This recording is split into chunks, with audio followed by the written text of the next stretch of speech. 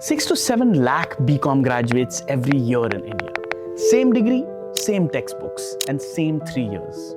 And more than 60% of them unemployed, underemployed, or working in jobs that have absolutely nothing to do with what they studied. So here's the question nobody's asking out loud. Is the degree useless, or is there something you don't really know? Stay with me for the next few minutes because the answer is going to make you uncomfortable before it makes you hopeful. You're in your second or final year of BCom. Lectures, assignments, classes, accounting, balance sheets, business law, whatnot.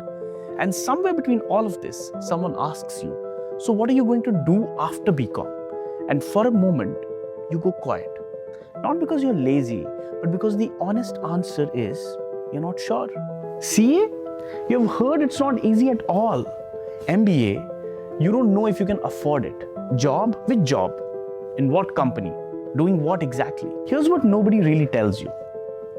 According to estimates from hiring platforms and industry surveys, less than 30 to 35% of commerce graduates land a role that is directly related to their education within the first year of graduating.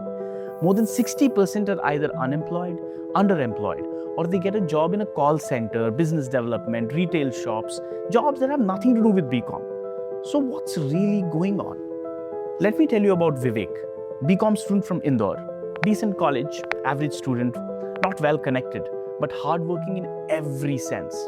Around 80% every semester. Could prepare a balance sheet in his sleep. Understood the Companies Act better than most professors expected him to. When placements came, Vivek was confident. He had the marks, he had the knowledge, he had done everything his college had told him to do. He cleared the first round very easily. Then came the second round. The interviewer, who was a finance manager at Grant Thornton, put a simple scenario in front of Vivek. He said, our sales increased by 20% last quarter, but our profit actually fell.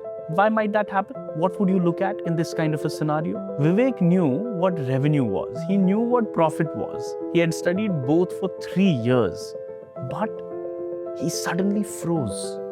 Not because he was incapable. He was genuinely smart, but his education had trained him to record numbers, not to question them, not to think through them, not to tell a story with them. He eventually got a job, junior data entry, 20,000 rupees per month in Gurgaon, where 8,000 per month disappears into PG rent before you even think about food and metro cards. And for the next 2 years, he watched his classmates with lower marks but sharper thinking get promoted ahead of him, get pulled into meetings he was never invited to, and get asked for their opinions on things that actually mattered. That gap, that painful, frustrating gap between knowing and thinking, how is this happening to them and not me? Here's where I need to be direct.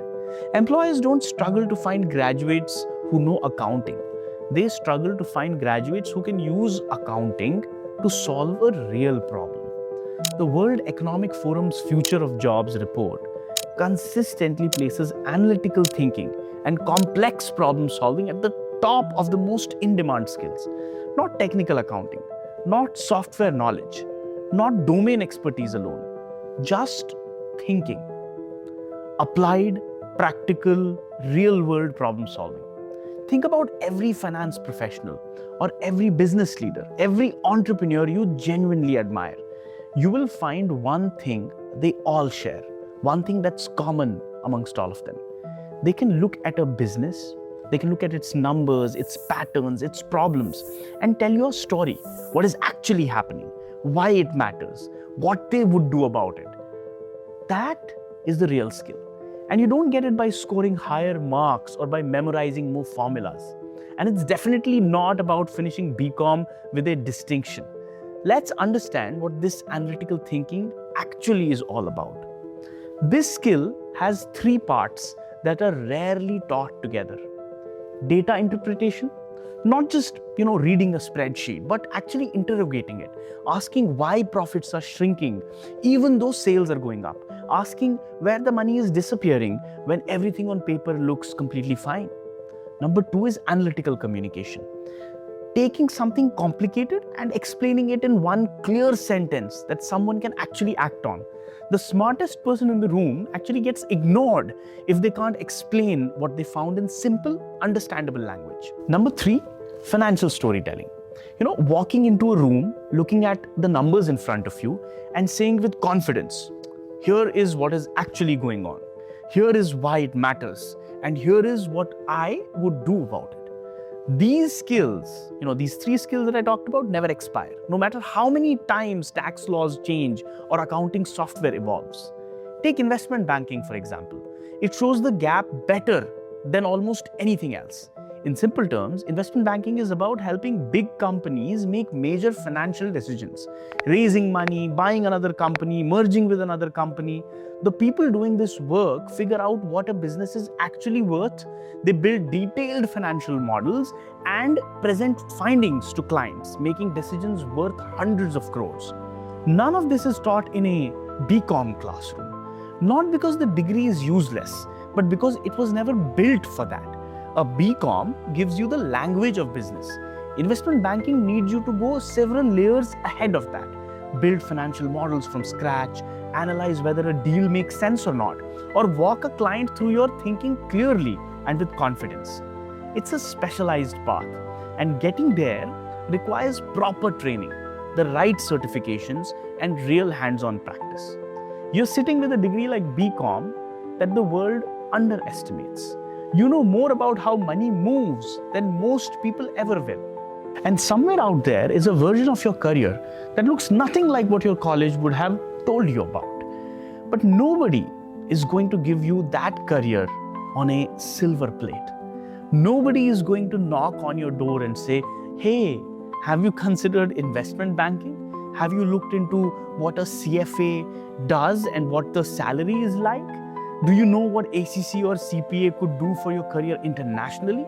That conversation doesn't happen unless you go looking for it on your own. So here's what I want you to do right now. Not later or after dinner. Not after your exam. Right now. Open a new tab. Look up what an investment banking associate actually does on a Monday morning. Then look up CFA. Then look up ACCA. Then CPA. Keep reading and figure out what interests you the most. This will help you take the first step towards getting the skills required for your dream career. And trust me, most of your batchmates won't do this. They'll wait. They'll let someone else decide their future. Taya ji, Fufa ji, uncle, auntie, Sharma ji ka beta. And then they will spend the next few years wondering why they feel stuck and why they don't like what they're doing. You don't have to be that person. There is a map of that dream career. It has always existed. Most people just never go looking for it. Will you?